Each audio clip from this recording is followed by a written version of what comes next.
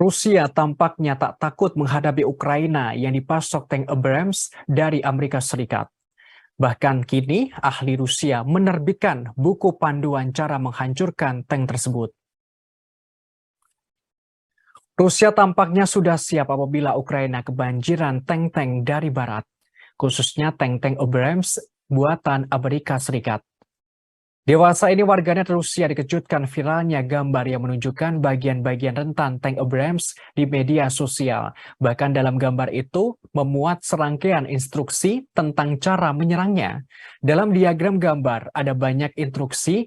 Yang pertama merekomendasikan untuk menyerang sistem panduan atau senjata utama tank dengan senjata kecil atau senapan mesin. Instruksi kedua adalah mengenai celah besar antara lambung dan turret.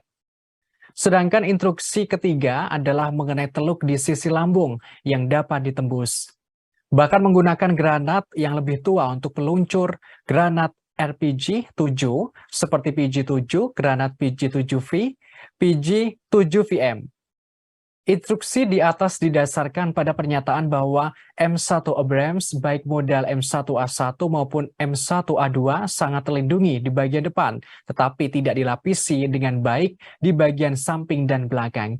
Selain itu, laporan yang berbahasa Rusia tersebut merekomendasikan untuk menabrak tank bahan bakar. Tangki itu terletak di bagian depan di kedua sisi pengemudi.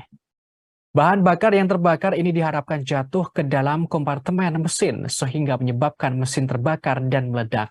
Namun untuk situasi seperti ini, M1 Abrams memiliki sistem pemadam api untuk kompartemen mesin. Kabarnya terdiri dari 2 botol dan beberapa alat pemadam api portable. Tak hanya itu, disarankan pula menempatkan penggunaan ranjau darat. Hal ini untuk meledakan M1 Abrams. Misalnya pada bulan Oktober 2003, sebuah tank Abrams dilumpuhkan oleh ranjau anti-tank di Irak. Kehancuran itu karena dikombinasikan dengan bahan peledak lain dan beberapa peluru artileri 155 mm untuk meningkatkan efeknya. Namun perlu diperhatikan Abrams Terima kasih sudah nonton. Jangan lupa like, subscribe, dan share ya.